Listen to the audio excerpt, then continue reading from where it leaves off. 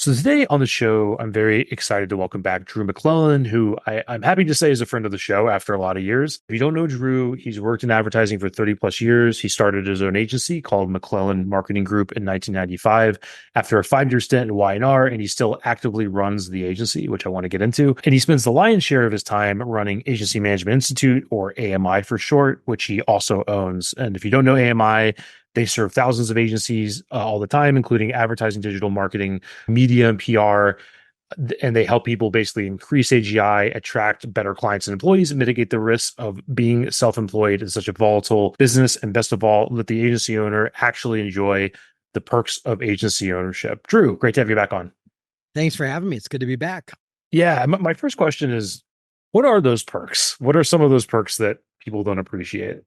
Yeah. So at AMI, we're really focused on the back of the house. So our belief is most agency owners are accidental business owners. So they're really good at the client facing work. They're great at PPC or web dev or PR or media planning and buying or whatever it is they do. But for a lot of them, it wasn't really their intention to own a business. And all of a sudden they do. And so we really focus on helping them sort of understand how to run the business of their business better. So HR, finance, biz dev, succession planning, leadership, process systems, things like that, like all the business side of it. So a lot of the perks come from that side. There's a lot of tax advantages to running and owning a successful business. There are a lot of advantages in terms of your freedoms. The more free you are from doing a lot of the day-to-day work, if you're not responding to clients and things like that. Even pre-COVID, you could work from anywhere. So there are a lot of advantages to being a business owner, but if you don't know what they are and you don't know how to leverage them, or you know what they are, but you can't figure out how to get your business to the place where you could actually take advantage of them, our job is to help you do that. Yeah, that's really interesting. One thought that I've had lately is that there's these sort of stages of progressive growth that agencies or B2B service companies, anybody kind of goes through to becoming a better, stronger organization over time. And I think me and lots of others have often sort of pegged this to revenue or headcount or something like that. Yeah. And I'd love to know if you're seeing the same thing, but I feel like we're in an era now where your sophistication as an organization and how strong you are is becoming a little bit detached from that. To give some examples, we talk to agencies all the time that are 8 figures and look great. And then you talk to them and they're like, we're one client away from complete bankruptcy, from Yep. losing like one relationship. On the other hand, there's these little organizations that are really scalable and doing really great work and have division of duties and all this stuff. So I'd love to hear your thoughts on that and how is that tracking to what you're seeing with your clients? There's a bunch of different lenses you can look at. You can look at an agency through that sort of tell you sort of the maturation level of the business. And that's really what you're talking about. So one of them is certainly how they get business, right? So if it's still all word of mouth and referrals, they don't have a system or process, then they're only going to grow so far. Another way to look at it is the owner's role in the business. So if they're day-to-day integral in serving clients and getting the work out, again, challenging, but it all boils down, honestly, to scalability. So the health of an agency in terms of sort of its longevity is it built in a way that it can continue to grow? And so there are certain breaking points or certain sizes. So now we're getting to what you were talking about, which is sort of that FTE count or head count. And so 12 to 15 people, everything that got you to 12 or 15 people is now going to break. And you're going to have to rebuild it to get you to 25 or 30 people. And when you get to 25 or 30 people, it's going to break and you got to rebuild it. And when you do that, it's going to get you to about 50 people. Then it's going to break. And so there are certain layers of agency organization and scalability that suggest how stable the agency is. Another way to look at it is client concentration. So anytime an agency has a client that is more than 20 or 25% of their AGI, that puts them at risk. So to your point, they're 8 figures. Everything looks great from the outside, but the reality is their gorilla client is 65% of their AGI. I have an agency that their gorilla client is 85% of their AGI. So that one client goes away and the agency really doesn't exist anymore.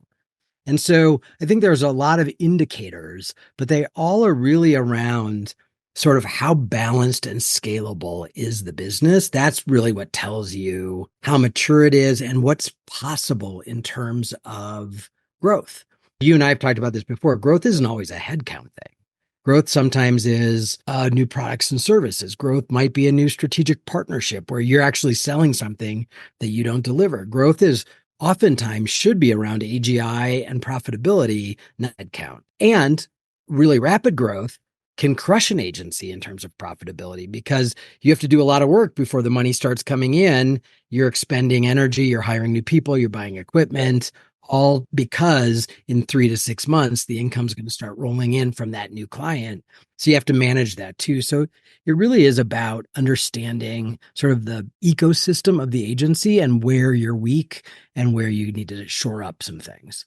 That's a good point. And we talk to lots of agencies that want to grow and they talk to us about doing outreach and stuff. And my first question lately, and I wish I asked this in the early years, was why do you want to grow? Right? Because it's going to take a lot of effort, a lot of hard work, a lot of sacrifice, and the people aren't always ready for that. To tie back to the scale topic, and it's been a little while since I've been at the big summit, but I was at the one in 2020, and the theme around that, or not the theme, but one of the themes was deconstructing the agency model and agencies breaking apart or becoming training organizations or building software, or and then the other way around too, publishers becoming agencies, and kind of the lines getting a lot more blurry.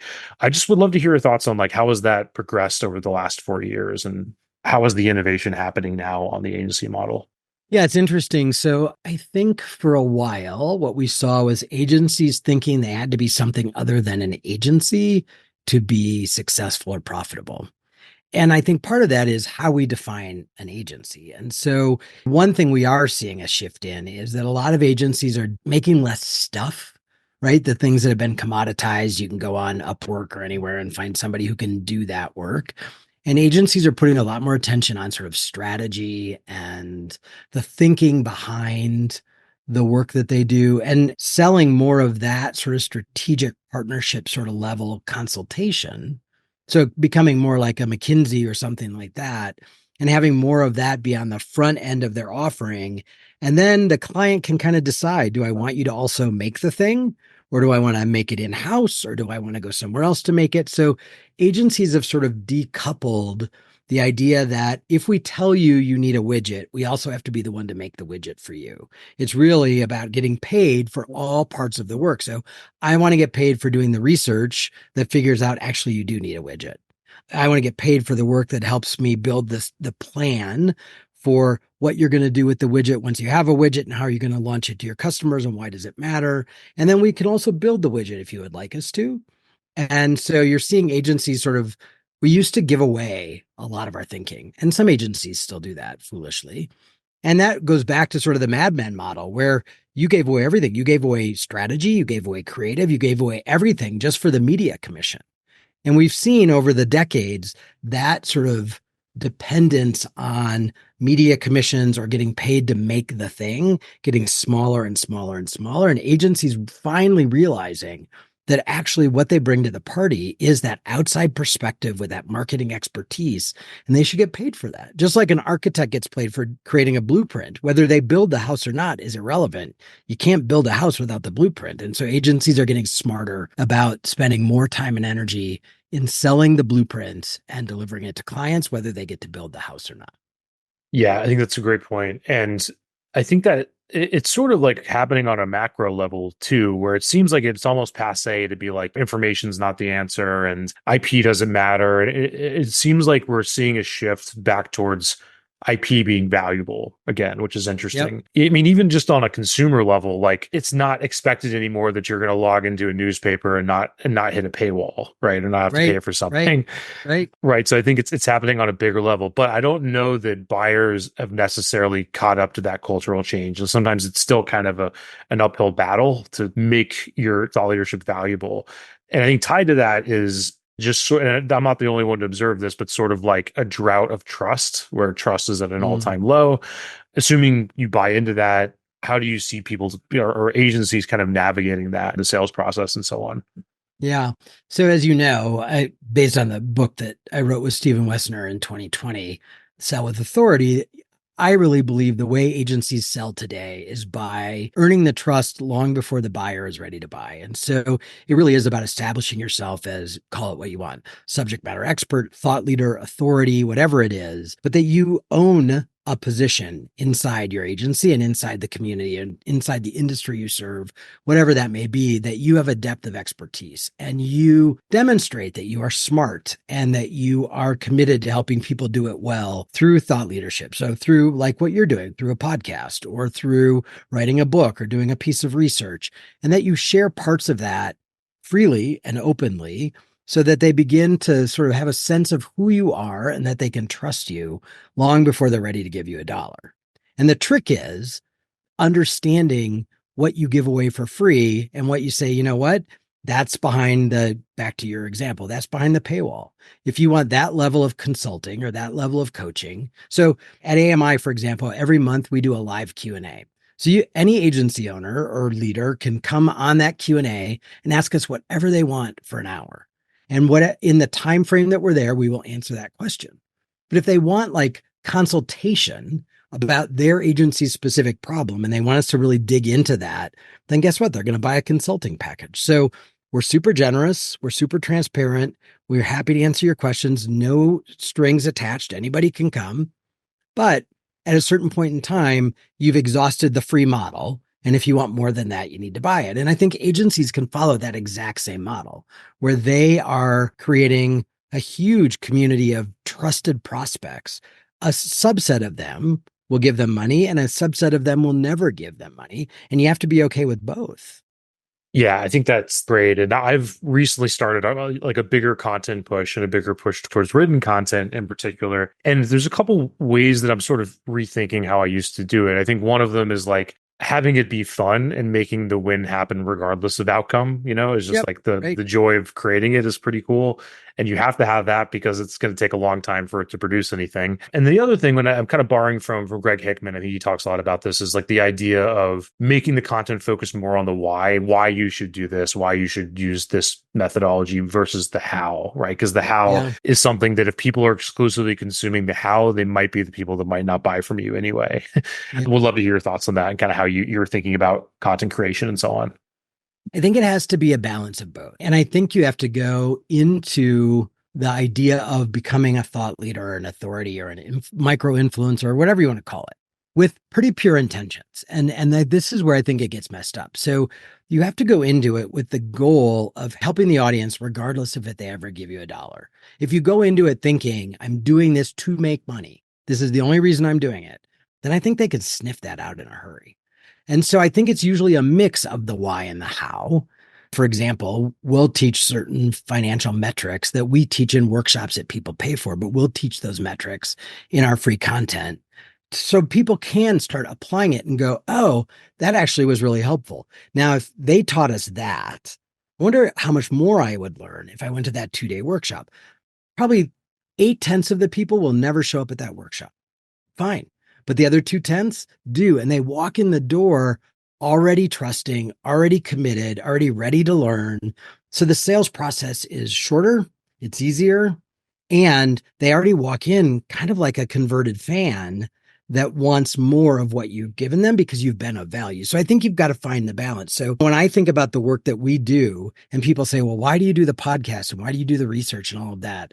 My genuine answer is because I think running an agency is hard. And our mission is to make it less. That's it. I want to make it a little less lonely. I want to make it more profitable and I want to make it less hard. And if we do that, whether you ever give us a dollar or not, I feel like that's the win for us because I do know a subset of people who have that experience will give us money. Right. That's a great point. And I kind of want to shift gears and then tie that back to your background a little bit. So Mm. you're currently running your agency. You've had that for years now. What does your day-to-day look like in that agency and what keeps you going with that shingle? So I started my agency in 1995. It was 30 years old. I had no idea what the heck I was doing. And I found an organization that was the precursor to AMI and learned a great deal from that founder. Joined one of the live peer groups. So I was hanging out like a Vistage group, hanging out with other agency owners, and it completely changed the way I ran my business. And fast forward 15 years later, the founder said, I'm ready to retire. I think you should buy the business. And so it's a long story that doesn't matter, but I ended up buying the precursor to AMI and converting it to Agency Management Institute. So in the beginning, I thought that the people who were now my clients, other agency owners, would not like the fact that I still owned an agency. And what I found was exactly the opposite. They loved the fact that I still owned an agency, that I was one of them. And so we have kept the agency for all these years. And I will admit, we are not trying to grow it. It's like a learning lab for us. So we have some clients that have been with us for 25 or 30 years. Every once in a while, we get a new client, but we're not actively trying to grow it. We're using it as a living experiment, sort of to support the AMI side of the business, which is, oh, I wonder how that sales technique works. Oh, I wonder how that works.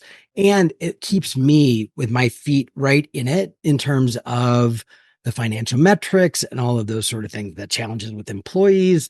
So it's really for me to stay very grounded in owning an agency so I can say, totally understand what you're going through, because just 2 weeks ago, I had this conversation with one of my employees, but 95% of my time is spent on the AMI side.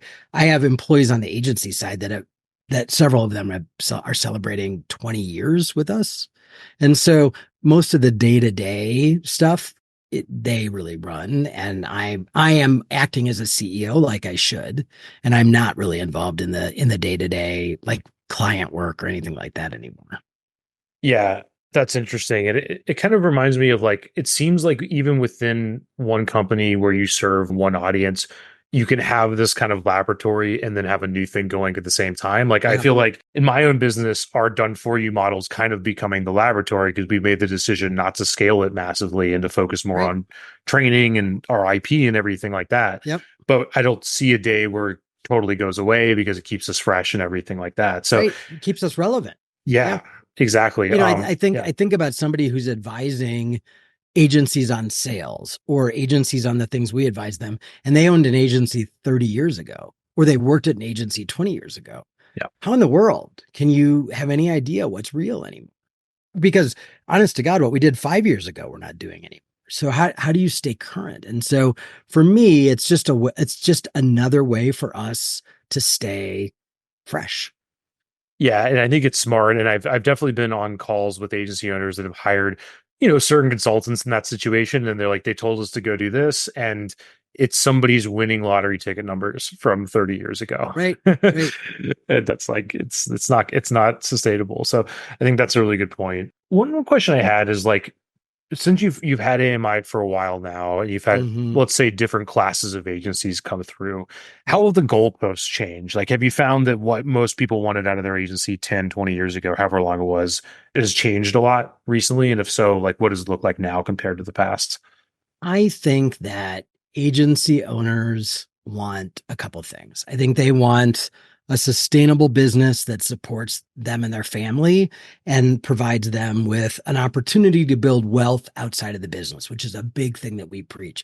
Don't leave all your money in the agency, get money out, make enough money while you own the business, because what if you never sell it? What if your kids don't want it? It's your ATM machine. Take deposits out of it and put it somewhere else. Put it in real estate, put it in investments, buy a pony. I don't really care what you do with it, but build your wealth outside the business. So I think that's goal number one. I think number two, I think they are creators. They love sort of the thrill of the hunt and the newness, and they want to create a company that is vibrant and a great place for people to work. I think that's very important to most agency owners, and they want to do meaningful work for clients that they care about. So those things have not changed at all. I think technology has changed in some ways because a lot of agency owners, especially if they're north of 40 or 50, their ability to stay current on the tools and the tricks of the work, they're getting further and further away from that. And so now with technology, back when I started in the business, it was all about creative. It was really all about great creative. And then strategy came into the play, and creative was an execution of that strategy. And today, honestly, it's science. It's digital. It is analytics. It is data.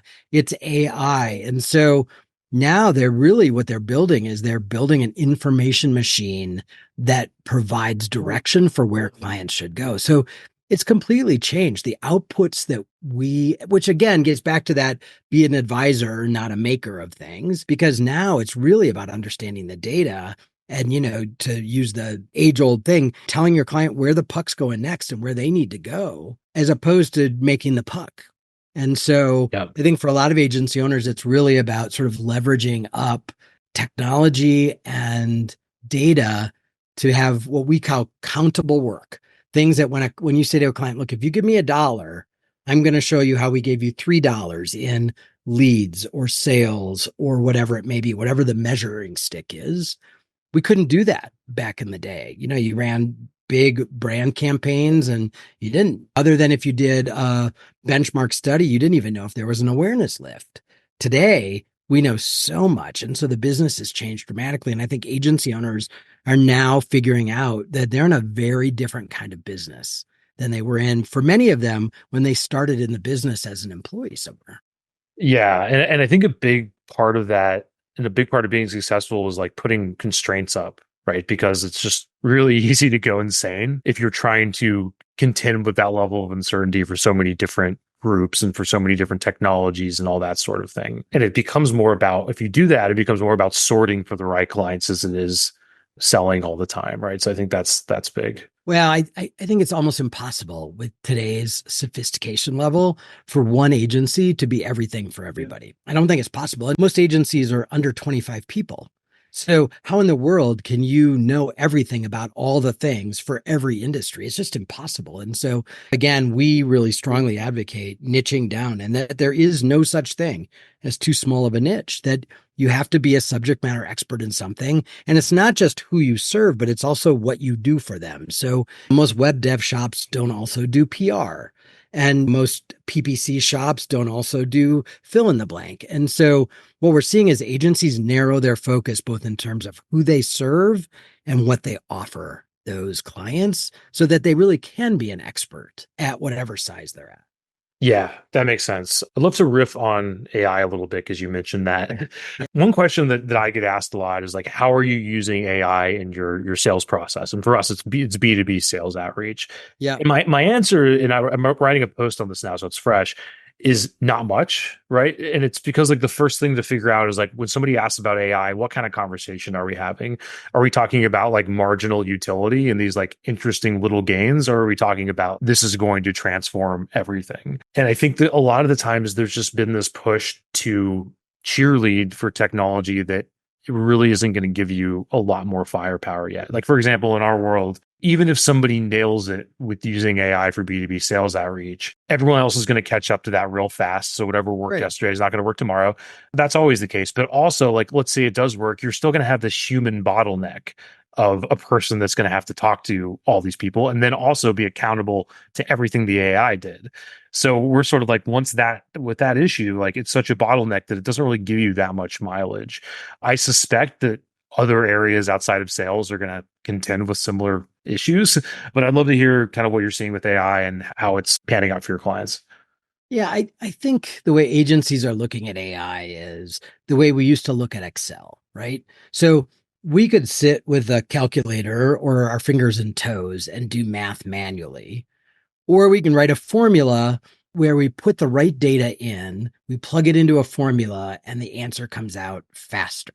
And so I think what AI is able to do for agencies is it, when given the right data and the right prompts, it is able to crunch a lot of information and help us distill down to sort of the essence of something or the facts. So where I would hope agencies would start using AI for sales is not about increasing the volume, but more of the sorting the chaff and the wheat of what's possible. So, if anything, I would be thinking about how do I use AI not to create a bigger universe, but how to better sort the universe I have. Because the truth of the matter is, no agency needs to get 25 new clients a year. Unless they're like a factory and they just do the same PPC, plug them in, plug them out kind of work, which most agencies aren't doing anymore. For most agencies, their goals should be, their target should be, I'm going to target clients who are between 5 and 10% of my overall AGI. That's my prospect. I want somebody who's big enough to matter, but not so big that they become a gorilla. So if I add three or four of those a year, that's about all the growth my agency can bear without it Right. breaking. So now I really need, let's say, three or four good sized wins. So if I have a 50% hit rate, that means I have to pitch 8. And to get 8 pitches, that like you can kind of do the math and say, okay, Yeah. well, really, I really should only be talking to 50 companies or whatever the number is. I mean, I'm making up the numbers, but it's in that ballpark. So for me to win 3 or 4 good sized clients that are good, healthy clients for us, what I want to do is I want to use AI to figure out what industry should I be targeting? In that industry, what is the size of client that is the best fit for us? Like if I create this criteria and say, okay, AI tool of choice, go find me 50 of those and do some research on the backgrounds of those, like crunch the data for me. A human being still has to make the contact. A human being still has to earn the trust. A human being still has to cultivate that relationship. But maybe there's some Excel work, some math in the background that AI can use that saves me time. That seems perfectly logical to me. But in terms of like plugging it in and having it just start outreaching to people and having conversations with people like a chat function, that is not going to help us increase trust on the part of prospects when they think about agencies if they know that all they're doing is talking to a bot somewhere. Yeah, and we're definitely on the same page. It's funny because I actually use the Excel comparison, and I'm like, I'm Yeah. sure Excel felt like a game changer to accountants and stuff in the 90s or whenever, but right now it's March 4th. Our accountants are still working 80-hour weeks before Right. tax. Right? It's not like Right. blink game change, it's something. But yeah, I think that what we've seen is AI can help parse the data a bit, but still, like exactly what you said, the numbers are small enough that there's real diminishing returns to having the human just step away and say good luck. So I'm sure somewhere in the world there will be some functions that are completely AI run once the right prompt is written. But in our world, where it really is back to the very early part of our conversation, if anything, it's much more about strategy and smarts than anything else. It's pretty hard to imagine an AI tool that can take in all the nuances of a prospect or client and spit out the right answer. I mean, we have decades of experience that allow us to be helpful in those ways. And I don't see a machine or a tool replacing us in that. I think there are parts of our processes. For example, we're seeing agencies using AI to use some elements on the HR side. They're not using them to interview people because you don't want an AI tool selecting your next employee. You want that to be done by a human. But are they helping crunch some of the data and get to the right people faster? Yeah. So I think there's a place for it in every aspect of business, but I think we have to just realize it's just a tool, no different than any other tool out there. It's sexy and cool right now. And to your point, you probably have a little bit of an edge if you're a little better at ChatGPT or fill in the blank on the tool of choice, but it'll be table stakes soon. yeah, exactly. I think tied to that is I know you guys had maybe an interview or put out a report about how 2023 saw a lot more happiness with employees in agencies and a lot more focus Mhm. on retaining employees. Can you talk about that a little bit? Like, what do you think is behind that, and how are your clients handling that? Yeah. So it was a really 23 was a weird and hard year for agencies. So on the one hand, many of them reported they had the best team they've ever had. And I'll get into why I think that is in a second. And in complete juxtaposition of that, it was one of the hardest years for sales that I can ever imagine. So many agencies didn't land one new client in 2023. They survived on the back of their existing clients and growing their existing clients. It was just a really tough year to get sales. So many agencies didn't really have the money to keep all the employees that they wanted to keep, but they were so passionate about the power of their team and the level of excellence that they had that many of them really ate into their own profits to keep a bigger team than they needed to keep, hoping that 24 would be better. So the reason why I think the teams are better is, we went into COVID, a lot of folks lost employees during COVID. There was a time when we were hiring anybody who could breathe and walk upright, basically, to do a job because you just couldn't find anybody. Then we had the great resignation, which made it even harder to find good employees. And I think many agencies have gone through the last couple of years sort of churning through the bad hires. Like they finally have been able to find better hires and they've sort of worked through some of the post-COVID mediocre employees that were on the team. Add to that that in late 2022 and early 2023, a lot of organizations, both agencies and client side organizations, downsized because, again, it was a tough financial year for a lot of businesses. So good people kind of got flooded into the market, not because got fired, but because they got laid off. So you had better quality employees in the marketplace who were also in a position where they couldn't be COVID crazy. Remember the salary requirements right after COVID that were insane. When you get laid off from a job, you need a job. And so you're not willing to be unreasonable about salary. And so not only could they hire people who were better, but they hire them at a more reasonable salary. And so for all of those reasons, agency owners are feeling really good about the team they have and really loath to downsize if they absolutely can avoid it.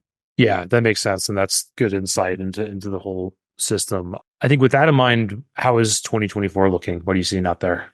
You and I are recording this in early March, and the first couple months have shown some signs of improvement. So agencies came out of the what I call holiday hibernation. So it seems like right around Martin Luther King Day, everybody wakes up and goes, "Oh, we have to go back to work." And so the back half of January and February, we saw an increase in inquiries. We saw an increase in requests for proposals.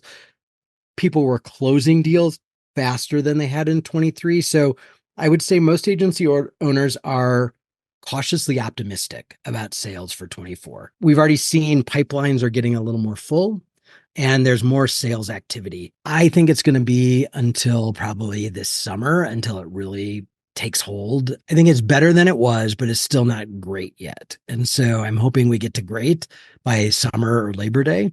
It's an election year in the US, and so that helps because everybody tries to hold the economy as steady as possible during an election year. So hopefully some of the fear of recession and some of the other reasons why clients were so loath to part with dollars in 23 are easing up. So we're seeing some early signs, but it's too early to say, oh, it's fixed, it's better. I think we're seeing a similar thing. I think we saw definitely the thing we saw most clearly was everything you were talking about with hiring, all the attrition and the ups and downs there. I'm definitely reading tea leaves a lot with 2024. To dig into that, what are you sort of looking at to forecast that out? Like what, because the issue with the agency spaces is not like we're talking about construction where it's like much more defined or something. Even that I'm sure is more fragmented than I'm making it out to be. But the agency world, you could serve small businesses, big businesses. How are you sort of thinking about forecasting in that realm? We see the financials of most of our members. So we're seeing agency financials for 500 or 600 agencies. Plus, we're talking to lots of other agencies that we don't see their financials. And so anecdotally, we're hearing it, and then we're seeing it on P&Ls. We're seeing it in balance sheets. So we're seeing the uptick. So we're tracking real dollars in real time, typically, and starting to see that the coffers are getting more full. Profit margins are getting better because, again, back to our earlier conversation, a lot of agencies started 24 with more staff members than really their sales would suggest they needed to have. Yeah. And so, what that does, of course, is compress profit. And so what we're seeing is we're starting to see healthier profits. We're seeing more double-digit profits, things that we were not seeing in 23 as much as agencies were just sort of struggling to keep their head above water. Yeah. And probably one hypothesis is that organizations became stronger and leaner and they're now benefiting from it. At least one can hope.